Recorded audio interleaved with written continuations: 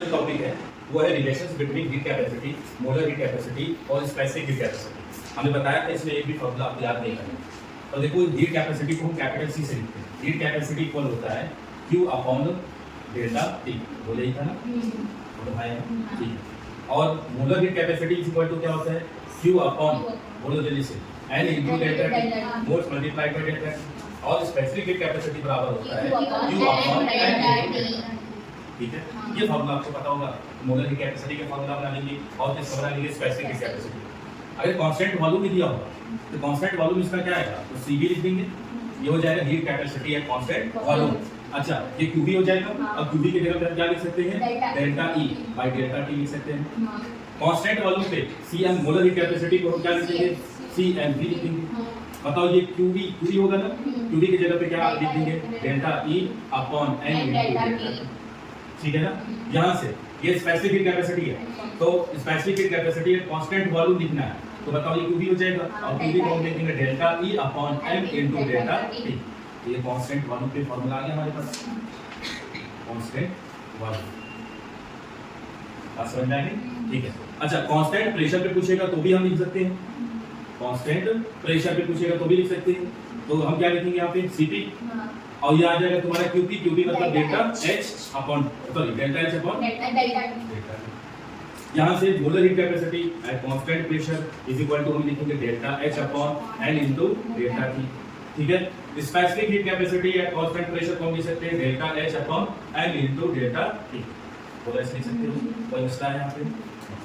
अब इसके बाद हम पढ़ते हैं आपकी relationship between Cp and Cv। ये आंसर से तुम लोगों को डेराइव करके समझाएंगे फिजिक्स में, ठीक, इसलिए ताकि आपको याद हो जाए। मतलब कैसे ये याद फार्मूला नहीं याद रखना है, मतलब दोगे नहीं, लिखना चाहो नोट्स में लिख लो, मैं वैसे इसलिए लिखवा रहा हूं ताकि आप दिमाग में बैठ जाएगा। ठीक है, कौन सा फार्मूला याद रखना है, केवल बस, बाकी सब तो फार्मूला याद हो जाएगा। अच्छा, क्वेश्चन में मोलर हीट कैपेसिटी या स्पेसिफिक हीट कैपेसिटी जैसा कुछ भी नहीं लिखा होगा तो आप कैसे पता करेंगे, यूनिट से। अगर मोल आ गया समझ जाना मोलर हीट कैपेसिटी है, और अगर मास आ गया तो स्पेसिफिक कैपेसिटी है, और अगर मान लो कुछ भी ना तो heat capacity. Cp minus Cv is equal to R होता है, यहाँ पे याद रखना है। अच्छा, यहाँ पे Cp माइनस Cv है, तो बताइए क्या ये मोलर हीट कैपेसिटी है या नॉर्मल हीट कैपेसिटी है? नॉर्मल जो हीट कैपेसिटी है, तो हीट कैपेसिटी है constant pressure minus heat capacity है constant volume is equal to R। ये डेरिवेशन फिजिक्स में सिखाएंगे तुम लोग को। ये है मेयर्स फार्मूला, इसको याद रखना है। कौन सा फार्मूला है, मेयर्स, इसको आपको याद रखना। ठीक है, अब हम पढ़ रहे हैं यहाँ पे, ये तो पहला रिलेशन हो गया। अच्छा, यहाँ पे गामा इज इक्वल टू, ये भी पढ़ोगे, गामा इज इक्वल टू होता है Cp upon Cv। Gamma is equal to Cp by Cv होता है। अच्छा, यहाँ पे जो गामा है इसको बोलते हैं पॉइसंस रेशियो। इसको कौन सा रेशियो कहते हैं, पॉइसंस रेशियो कहते हैं। ये भी आपको याद रखना चाहिए, ये भी फिजिक्स में पढ़ोगे। अच्छा, यहाँ पे कुछ वैल्यूज मैं लिख दे रहा हूँ, हालांकि फिजिक्स का क्वेश्चन है लेकिन लिख देते हैं। Gamma for monoatomic gas, जैसे लिख देता हूँ monoatomic gas. Monoatomic gas के लिए याद रखना 1.6 होता है। Diatomic gas, diatomic gas के लिए याद रखना 1.4 होता है, अप्रॉक्सीमेट में लिखना, ठीक है ना। और gamma for try poly atomic gas, poly atomic मतलब ट्राई, इसके लिए ट्राई हो गया, टेट्रा हो गया, उसके लिए याद रखना 1.3। फिजिक्स में आएगा वैसे ही हम याद रखना, ठीक है। देखिए, अच्छा, स्पेसिफिक हीट कैपेसिटी और मोलर हीट कैपेसिटी में रिलेशन बना सकते हैं, बिल्कुल बना सकते हैं। तो याद नहीं रखना है, बस यहाँ पर मैं लिख दे रहा हूँ relations between molar heat capacity and specific heat capacity. क्या होगा भाई, देखो, तब डेरिवेशन की कोई रिक्वायरमेंट है नहीं। तो molar heat capacity is equal to Q upon moles into delta T होता है। Molar heat capacity is equal to Q upon moles को क्या हम लिख सकते हैं, given mass upon molar mass into delta T। वो मॉलिक्यूलर वेट ऊपर चला जाएगा, तो molar heat capacity is equal to Q upon M into delta T multiply by molecular weight. और हमें पता है यहाँ से अगर देखोगे specific heat capacity is equal to Q upon M into delta T। तो ये Q upon M into delta T की जगह पे हम क्या लिख सकते हैं, स्पेसिफिक हीट कैपेसिटी। तो molar heat capacity is equal to specific heat capacity multiplied by molecular weight. ठीक है, अब ये दोनों के लिए अप्लाइड होगा, इसके लिए अप्लाइड होगा दोनों के लिए। मतलब molar heat capacity at constant pressure is equal to specific heat capacity at constant pressure multiplied by molecular weight. ठीक है, और उसी तरह से molar heat capacity at constant volume is equal to specific heat capacity at constant volume multiplied by molecular weight. आप देखोगे formula तो ढेर सारे होंगे, क्या आप सारे फार्मूला याद करें? आपको बस हीट कैपेसिटी वाला फार्मूला याद होगा, बाकी सब तो लिख लोगे अपने से। दूसरा ये Cp - Cv equal to R, तो क्लास में याद हो गया। और जेनेरल रेशियो मतलब पॉइसंस रेशियो Cp/Cv, मोनोटॉमिकली 1.6, डायटॉमिकली 1.4, पॉलीटॉमिकली 1.3। ठीक है, relationship between Cl and Cs मतलब मोलर हीट कैपेसिटी और स्पेसिफिक हीट कैपेसिटी, यानी स्पेसिफिक हीट कैपेसिटी हमको मॉलिक्यूलर वेट से अगर मल्टीप्लाई कर देंगे तो हमें इसकी वैल्यू पता चल जाएगी मोलर हीट कैपेसिटी। तो ये सब याद रखना है, ठीक है ना? बस जिसमें स्टार्ट होना देंगे वो फार्मूला आप याद रखिए, बाकी आपको याद रखना है। ठीक है, नोट कर लीजिए कितने बंद होने का सेशन है। कैलर 1000 joule of heat is absorbed by 180 gram of water. Mass कितना दिया वाटर का? 180 ग्राम। पहले लिखो वहां पे क्यू लिखो, क्यू कितना गिवन है क्वेश्चन में? 1000 जूल। अच्छा, गिवन मास कितना है? 180 ग्राम। वाटर का दे रखा है ना? अच्छा, वाटर का मॉलिक्यूलर वेट कितना होता है? 18 ग्राम पर मोल। ठीक है, such that temperature increases from 20 degree Celsius to 70 degree Celsius. T1 आपको कितना दिया है? 20 डिग्री सेल्सियस, और T2 आपको कितना दे रखा है? 70 डिग्री सेल्सियस दे रखा है ना? चलो यहाँ पे एक चीज बताओ, हालांकि हम तुमको सॉल्यूशन वाले चैप्टर में सिखाया था कि जो डेल्टा टी होता है, डेल्टा टी जब भी चेंज निकालते हैं तो वो डिग्री सेल्सियस और केल्विन में इक्वल होता है, उसमें कन्वर्जन करने की जरूरत नहीं है। अभी मत दिमाग लगाना इसको केल्विन में कन्वर्ट कर ले फिर सबट्रैक्ट कर, मत करो ऐसा, क्योंकि केल्विन जो चेंज होता है, चेंज इन टेंपरेचर वो डिग्री सेल्सियस और केल्विन में सेम होते हैं। ठीक है, तो यहाँ पे चेंज कितना आ जाएगा? 70 - 20 करोगे कितना आएगा? अरे 50 आएगा ना, 50 डिग्री सेल्सियस या 50 केल्विन बोलो, लिख सकते हैं ऐसे। पहला क्या पूछा पार्ट? Heat capacity. Heat capacity capital C equal to Q upon delta T। तो बोलो Q अपॉन डेल्टा T कितना है? हीट कितना दे रखा है?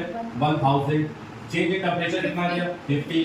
तो 0 से 0 कैंसिल, 5 2 जा 10, ये आएगा ना 20। तो 20 यूनिट बोलो क्या आएगी? जूल पर केल्विन। इसी में पूछा भी था। ठीक है, दूसरा second part molar heat capacity पूछा है। तो मोलर हीट कैपेसिटी का फार्मूला होता है Q upon moles into delta T। बोलिए हां, ठीक। अच्छा, Q अपॉन डेल्टा T की तो वैल्यू पता चल गई, तो 1/n इनटू 20 कर दे। मोल निकाल लोगे ना इससे? मोल मास दिया है, मोलर मास दे रखा है, mole is equal to given mass upon molar mass. इसको करोगे कितना आएगा? 10, यानी 1/10 इनटू 20 कर दो।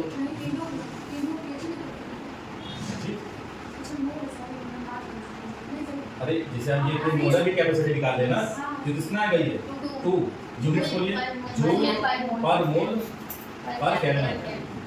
ठीक है ना, याद है सबको? अच्छा, थर्ड वाला क्या पूछा आपसे? Specific heat capacity. तो हमें रिलेशन पता है ना, molar heat capacity is equal to specific heat capacity multiplied by molecular weight. वो ऐसे कर देंगे ना। स्पेसिफिक हीट कैपेसिटी हमको पूछा है, तो यहाँ से हम क्या लिखेंगे? Specific heat capacity is equal to molar heat capacity divided by molecular weight. अब मोलर हीट कैपेसिटी कितना आ गया? 2। ठीक है ना? अब ध्यान सुनना, यहाँ पे हम यूनिट्स के साथ लिखेंगे, जूल पर मोल पर केल्विन। लिख दिए।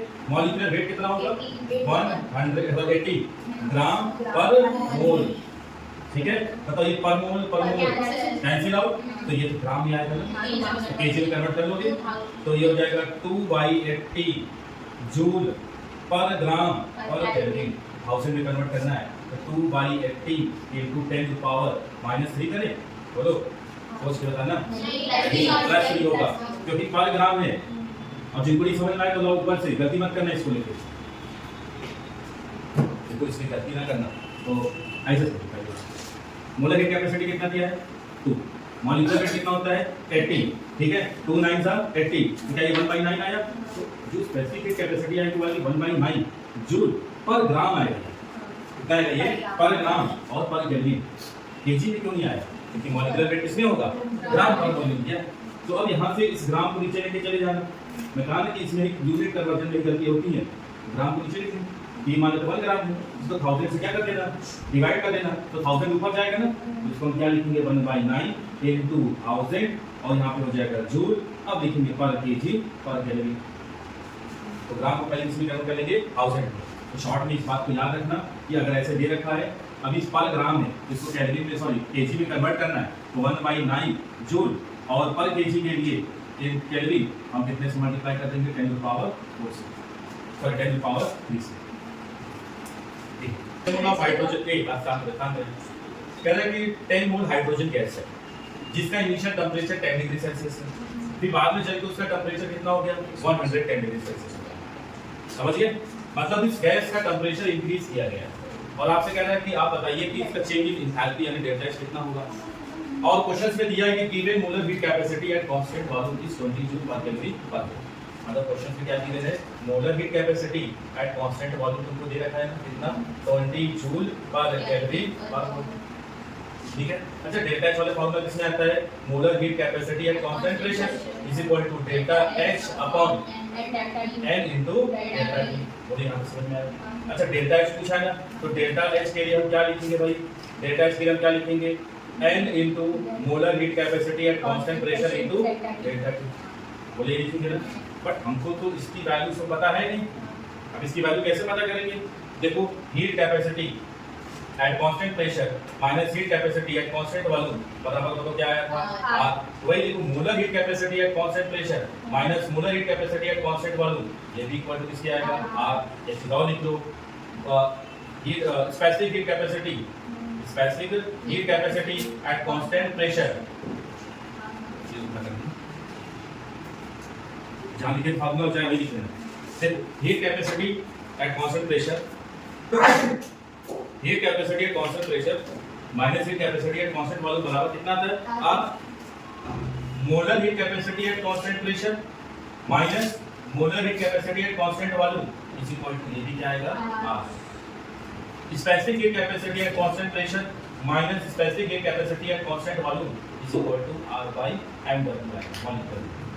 ठीक है, अब तो निकालेंगे तो इस रिलेशन से यूज कर लेगा तो क्या होगा यहाँ से molar heat capacity at constant pressure निकालना है, तो molar heat capacity at constant pressure is equal to R plus molar heat capacity at constant volume कर देंगे। तो R किसकी वैल्यू क्या रखे हैं ये बता दीजिए, ये बता दी उसका 20 जूल है, 20 जूल में दे रखा है। तो R की वैल्यू किसमें रखें, जूल में केल्विन में, सॉरी जूल में रखें कैलोरी में रखें या लीटर में, जूल में 8.314। जब इसको ऐड करेंगे कितना आ जाएगा 28.314 जूल आएगा, जूल पर मोल और पर केल्विन, क्योंकि आपने molar heat capacity at constant pressure निकाल लिया। अब आपको निकालना क्या था डेल्टा एच, तो ये वाला फॉर्मूला यूज कर सकते हैं। तो delta H is equal to क्या लिखते हैं, delta H is equal to mole. बताओ हाइड्रोजन का मोल कितना आएगा यहाँ से, तो मोल्स कैसे निकालते हैं, गिवन मास ओपन मोलर मास।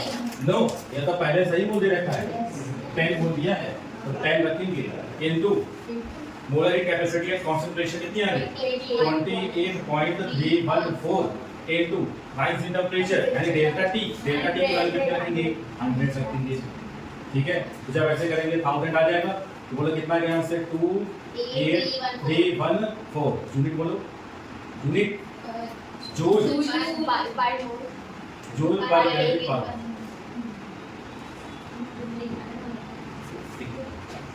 आगे बस यही तो बढ़िया था, बड़ी मेहनत की। Work done in different process समझ बता रहा हूं मैं इसलिए, ठीक है। एक होता है इरिवर्सिबल प्रोसेस और एक होता है रिवर्सिबल प्रोसेस। एग्जाम में कभी भी या बहुत कम ऐसा होगा कि वो मेंशन करते कि वर्क डन फाइंड करो एक इरिवर्सिबल प्रोसेस या वर्क डन फाइंड करो रिवर्सिबल प्रोसेस, वो लिख के नहीं दे। वैसे कहेगा कि find the work done if the external pressure is constant. हमें पता है कि इरिवर्सिबल प्रोसेस में एक्सटर्नल प्रेशर क्या होता है, कांस्टेंट होता है। अगर क्वेश्चन की लैंग्वेज में कहीं लिखते एक्सटर्नल प्रेशर कांस्टेंट है और वर्क डन पूछा हुआ है, इसका मतलब आपको वर्क डन किस निकालना है, इरिवर्सिबल प्रोसेस निकालना है। तो पहले हम इरिवर्सिबल प्रोसेस वाला समझ। तो जो हमने स्टार्टिंग में पढ़े थे कि external is equal to work done is equal to minus P external into delta V. तो शुरुआत में हम पढ़े थे कि work done is equal to minus P external into delta V. ये हम किसका वर्क डन पढ़े थे, इरिवर्सिबल प्रोसेस का पढ़े थे। अब इरिवर्सिबल प्रोसेस में भी अगर चाहे आइसोथर्मल प्रोसेस हो, ठीक है, चाहे एडियाबैटिक प्रोसेस हो, चाहे आइसोबैरिक प्रोसेस हो, वर्क डन पूछा है, मतलब क्वेश्चंस में आइसोथर्मल प्रोसेस लिखा हो, एडियाबैटिक लिखा हो या आइसोबैरिक प्रोसेस लिखा हो, और ये भी लिख दिया कि वर्क डन जो एक्सटर्नल प्रेशर है वो कांस्टेंट है। तो कौन सा फार्मूला लगा दोगे, work done irreversible is equal to minus P external into delta V. बस ये याद रखो, ये सब हमने इसके लिखा दिया। v2 माइनस v1 लिख सकते हो ना। अच्छा, pv इज इक्वल टू क्या होता है nRT। तो यहां से आपको v बराबर क्या लिख सकते हो, nRT बाई, समझ गए। अगर आइसोथर्मल वाला होगा केस तो यहां पे टेंपरेचर कांस्टेंट होगा, प्रेशर चेंज होगा। तो वही वेरिएबल्स होगा, तो इसमें बन जाएगा minus P external N R T upon T two minus N R T upon T one. मतलब टेम्परेचर भी वेरिएबल है, तो N R T one upon sorry T two upon T two N R T one upon T one. तो ये वाला formula से आता है वर्क डन की रिवर्सल, ठीक है ना। आइसोकोरिक प्रोसेस में बोलो चेंज इन वॉल्यूम क्या होगा, जीरो होगा। तो आइसोकोरिक प्रोसेस में वर्क डन क्या होगा, जीरो। समझ गए? फिर से रिपीट करो, इरिवर्सिबल प्रोसेस कैसे पहचानोगे? अगर क्वेश्चन की लैंग्वेज में एक्सटर्नल प्रेशर कांस्टेंट कर दिया तो समझ जाना इरिवर्सिबल प्रोसेस का वर्क डन पूछ रहा है। इरिवर्सिबल प्रोसेस में जो वर्क डन होता है, चाहे आइसोथर्मल प्रोसेस हो, चाहे एडियाबेटिक हो, चाहे आइसोबेरिक हो, इन सब में आपको फार्मूला कौन सा लगाना है, minus P external into delta we. और आइसोकोरिक प्रोसेस में वर्क डन क्या होगा, जीरो। अच्छा काम की बात सुनो, आइसोकोरिक प्रोसेस चाहे रिवर्सिबल प्रोसेस में हो चाहे इरिवर्सिबल प्रोसेस हो, दोनों में ही आइसोकोरिक प्रोसेस में वर्क डन क्या आएगा, जीरो आएगा। आइसोकोरिक प्रोसेस में वर्क डन क्या आएगा, जीरो। ध्यान रखिए यहां पे सी का table isochoric process work done क्या आएगा, ठीक है ना। आइए अब इसको समझते हैं। रिवर्सिबल प्रोसेस में एक्सटर्नल प्रेशर क्या होगा, वेरिएबल। अगर क्वेश्चंस की लैंग्वेज में लिख दिया कि एक्सटर्नल प्रेशर वेरिएबल है, फाइंड द वर्क डन, तो उस केस में वर्क डन किसका आपको पता करने का, रिवर्सिबल प्रोसेस वाला लगाओगे। अब रिवर्सिबल में मोस्टली दो पे क्वेश्चन समझ ज्यादा है, एक तो आइसोथर्मल प्रोसेस और दूसरा वर्क डन पूछेगा रिवर्सिबल में एडियाबेटिक प्रोसेस। अच्छा, इरिवर्सिबल में एडियाबेटिक प्रोसेस में कौन सा फॉर्मूला लगाओगे, यही से। आइसोबेरिक में भी यही से, आइसोथर्मल में भी यही से फॉर्मूला लगाओगे, ये बात ठीक है ना। लेकिन रिवर्सिबल प्रोसेस में वर्क डन का फॉर्मूला आइसोथर्मल में आपको लगाना है -2.303 nRT log V2 V1। और आपको पता है कि जो प्रेशर होता है वो वॉल्यूम के इनवर्सली प्रोपोर्शनल होता है, तो वहां से हम ये भी लिख सकते हैं ना P1 V2। अगर क्वेश्चन में वॉल्यूम दिया होगा तो V2 V1, अगर प्रेशर दिया होगा तो P1 P2। उल्टा कर दीजिए इसको, ठीक। अच्छा, ये भी जानते हो कि जो आइसोथर्मल प्रोसेस होता है उसमें change in internal energy zero होती है ना। थर्मोडायनामिक्स के फर्स्ट लॉ में पढ़ाए थे कि delta is equal to Q plus W होता है, तो डेल्टा इज जीरो तो Q बराबर क्या होगा, -W। अगर एग्जाम में पूछ दिया कि find heat in reversible process, तो वर्क डन रिवर्सिबल प्रोसेस का जो भी आंसर आएगा उसके आगे साइन क्या लगा दोगे, माइनस, तो आपको पता चल जाएगा हीट इन रिवर्सिबल प्रोसेस, ठीक है। एडियाबेटिक प्रोसेस में फॉर्मूला याद रखना है ये वाला, कि work done in reversible is equal to delta E is equal to NCV delta T, ठीक है, NCV delta T। Work done in reversible, ये जो CV है, CV का एक फॉर्मूला होता है, फिजिक्स में पढ़ोगे R upon gamma minus 1, R upon gamma minus 1, तो CV की जगह पे क्या लिख दिया, R अपॉन गामा माइनस 1, ठीक है। अच्छा, ये जो फॉर्मूला है ना P2 V2 minus P1 V1, देखो ये आइडिया कैसा है, देखो PV इक्वल टू क्या होता है, nRT होता है, बोलो हाँ या ना, अरे होता है ना, PV इक्वल टू nRT। तो बताओ यहाँ पे डेल्टा T दे रखा है ना, तो डेल्टा T मतलब ये इसको चेंज करते हैं हम, यहाँ से हो जाएगा ना PV is equal to nR, यहाँ पर हम क्या ऐसे लिख सकते हैं T2 माइनस T1, ठीक। फिर इसको मल्टीप्लाई कर देना, तो PV इज इक्वल टू क्या हो जाएगा, nR T2 minus nR T1, बोला ऐसे लिख सकते हैं ना। क्या ये जो है कि इसके बराबर होगा P2 V2 minus P1 V1 is equal to nR T2 minus nR T1, इसके बराबर होगा ये, ठीक है। ये डेल्टा होगा, ये क्या होगा, डेल्टा T होगा, तो उसको हम रख देंगे इसके जगह पे, यानी nR डेल्टा T की जगह पे हम क्या रख देंगे, P2 V2 minus P1 V1। Volume pressure दिया है, वॉल्यूम दिया है, तो ये वाला फॉर्मूला यूज करें, ठीक है ना। इससे थोड़ा ये ध्यान से work done in different process, एक इरिवर्सिबल प्रोसेस होती है और दूसरा रिवर्सिबल प्रोसेस होती है। कैसे पहचान करोगे, अगर क्वेश्चन की लैंग्वेज में एक्सटर्नल प्रेशर कांस्टेंट बोला गया है तो वर्क डन इन इरिवर्सिबल प्रोसेस होगी। अगर क्वेश्चन की लैंग्वेज में एक्सटर्नल प्रेशर वेरिएबल दिया है तो रिवर्सिबल प्रोसेस होगी, ठीक है। इरिवर्सिबल प्रोसेस में जो वर्क डन होता है उसका फॉर्मूला है -P external into delta V। ये फॉर्मूला आइसोथर्मल के लिए भी है, एडियाबेटिक के लिए भी है और आइसोबेरिक के लिए भी है, ठीक है। रिवर्सिबल प्रोसेस में दो पे क्वेश्चन आएंगे, एक आइसोथर्मल प्रोसेस में पूछेगा और दूसरा एडियाबेटिक प्रोसेस। तो आइसोथर्मल प्रोसेस में work done in reversible process का work done is equal to -2.303 nRT log V2 V1। अगर प्रेशर दिया होगा तो P1 P2 कर दोगे। अच्छा, Q अगर हीट पूछेगा तो जो भी वर्क डन आएगा उसके आगे साइन क्या लगा दोगे, नेगेटिव। एडियाबेटिक प्रोसेस में work done in reversible is equal to delta is equal to NCV delta T, और ये CV की जगह पे क्या लिख सकते हैं, R अपॉन गामा माइनस 1। अगर प्रेशर वाला दिया होगा तो P2 V2 minus P1 V1 upon gamma minus 1, ठीक है। अब हेडिंग डाल के छोड़ दो न्यूमेरिकल्स।